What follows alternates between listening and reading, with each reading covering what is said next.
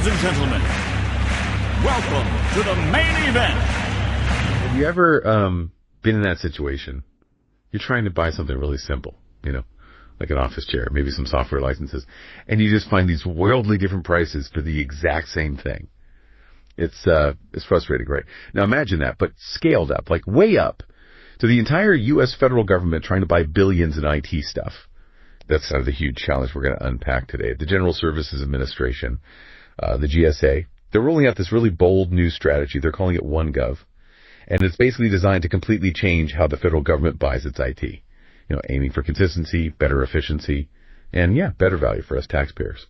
So our mission for this deep dive, looking mainly at FedScoop's reporting here, is to figure out what this flip really means for buying tech. And, why is GSA making such a, disruptive move? What does it signal for the future? We want you to walk away really understanding this. It seems niche, maybe, but it's got big implications. Let's get into it. Okay, so to really get this flip, you first need to understand how things usually worked, the traditional way. For years, decades really, a huge chunk of federal IT buys went through what we call value-added resellers, VARs. You might know some names like Carasoft, CDWG, maybe Ironbow. These are the big players because the actual companies making the stuff, the OEM's original equipment manufacturers, they often didn't have the, let's say, the direct know-how or the setup to navigate selling straight to the government. It's complicated. So these VARs became, essential middlemen. Right, and it wasn't just about making the sale happen, was it? They did more than just process orders. Yeah. They had that specific federal expertise, sure, but they also provided other key services. What kind of things are we talking about? Exactly. They really specialized in tailoring commercial IT for government needs. Things like integrating different systems together, customization, ongoing support. They weren't just taking orders. They were filling a genuine service gap, helping agencies actually use these complex tech solutions effectively. Okay. But now GSA is basically saying, hold on, this model needs a major rethink.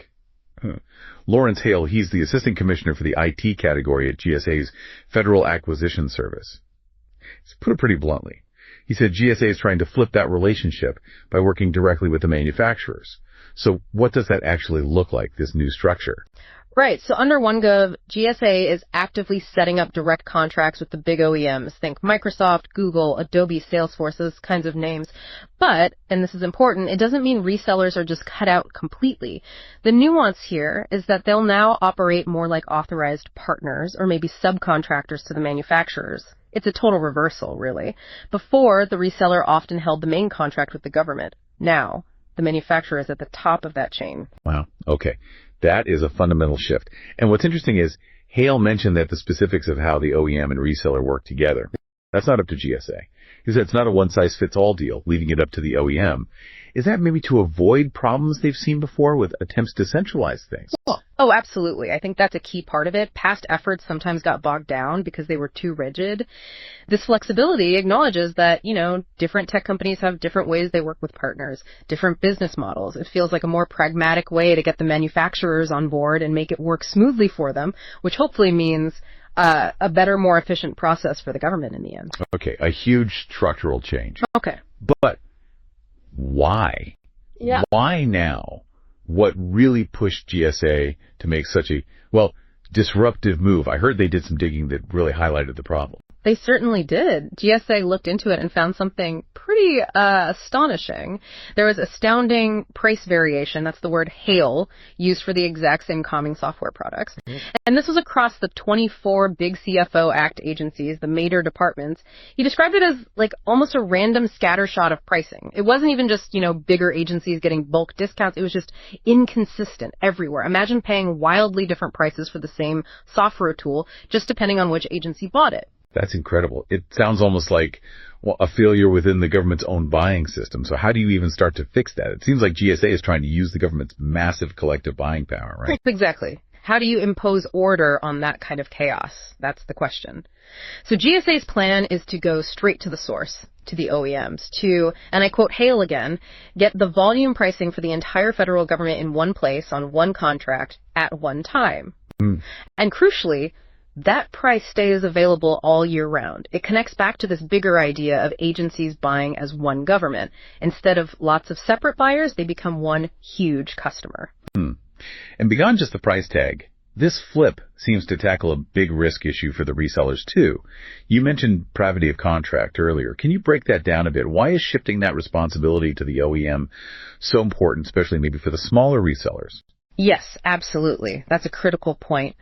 Right now, often the privity of contract, basically, who the government's legal agreement is with, is the reseller. So if something goes wrong with the manufacturer's product, like a big cybersecurity flaw or it just doesn't work right, GSA has to go after the reseller. Think about that burden, especially on a smaller business. They're stuck answering for problems caused by a giant tech company. It's often unfair. OneGov aims to fix this. By having the direct contract with the OEM, it clarifies who's ultimately responsible. It takes that huge liability off the smaller resellers, but still lets them provide those valuable services, the onboarding, integration training we talked about. It kind of protects them while keeping their expertise in the loop. Yeah, that makes a lot of sense. So, okay, this is pretty disruptive. How are the big tech companies, the OEMs, reacting? You might think they'd push back, but it sounds like they're actually keen.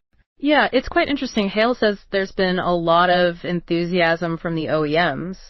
And GSA seems to get why it was tough for OEMs to sell direct before all the complex rules, the fragmented buying. So a big part of OneGov is making it way easier for these manufacturers to get on a government contract, streamlining things, making the terms and conditions feel more like what they're used to in the commercial world. It's potentially a win-win, simpler for them, better value for the government. And it definitely sounds like they're trying to learn from history here. Yeah. Hale mentioned that OneGov wants to succeed, where other attempts, like category management, maybe haven't hit the mark. Without getting lost in past initiatives, what makes this feel different? Why might this one stick? Well, I think the key difference is GSA's willingness to truly, fundamentally change the core relationship, not just tweak around the edges. Some past efforts tried to centralize buying, but didn't really shift who held the main contract or how that risk was handled. OneGov goes right at that. Direct OEM contracts, plus that flexibility for resellers, plus making it easier for the manufacturers.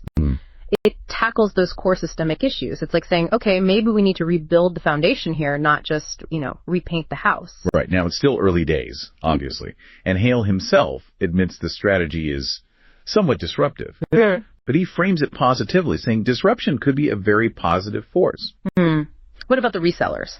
The ones potentially being disrupted? Have they had much to say yet? According to Hale, not a whole lot yet. He mentioned there hasn't been a lot of feedback, suggesting it's more a lot of wait and see right now, which kind of makes sense, right? They're probably still figuring out exactly how this impacts their specific business. But GSA is stressing that they're open to feedback. So the door seems open for adjustment as things roll out. And this isn't just theory, right? We're actually seeing OneGov happening. Are there some concrete examples of the kinds of deals or impacts we're seeing already? Oh, definitely. It's already in motion. GSA has inked direct deals with major players. Microsoft, Google, Adobe, Salesforce are already on board. And the results can be pretty dramatic. Take the Salesforce deal, for instance. It apparently slashed the price of Slack for agencies by 90%. 90%, wow. Yeah, 90%. And there's another big one with Adobe, a 70% discount on their products available government-wide right now until November 30th. So these aren't small tweaks. These are substantial, real savings happening now. Okay, so pulling this all together, what does this mean for you listening, whether you're deep in government contracting or just, a citizen? This whole deep dive into GSA's OneGov really shines a light on bigger things. Government efficiency, taxpayer value, how government adapts to modern tech. It shows how something that sounds technical, like procurement rules, can actually have huge ripple effects. How agencies work, how our money is spent, the services we all get. It's really about using collective power to get smarter deals. And that's something any big organization, or even just you as a consumer, can probably appreciate. So just to wrap up the key shift, GSA is moving away from relying so heavily on resellers for IT buys. They're building direct relationships with the big tech manufacturers instead. The goal: better value, consistent pricing across the whole government, and clearer lines of responsibility. It's about centralizing and streamlining how Uncle Sam buys technology. Right. And maybe here's a final thought for you to chew on. Think about this idea of flipping relationships, going closer to the source to get more efficiency, more accountability. Where else could that apply? Not just in government, maybe in other large organizations, or even in how you make buying decisions. What other areas might benefit from this kind of, disruptive, centralized thinking to get better value and clearer responsibility to think about?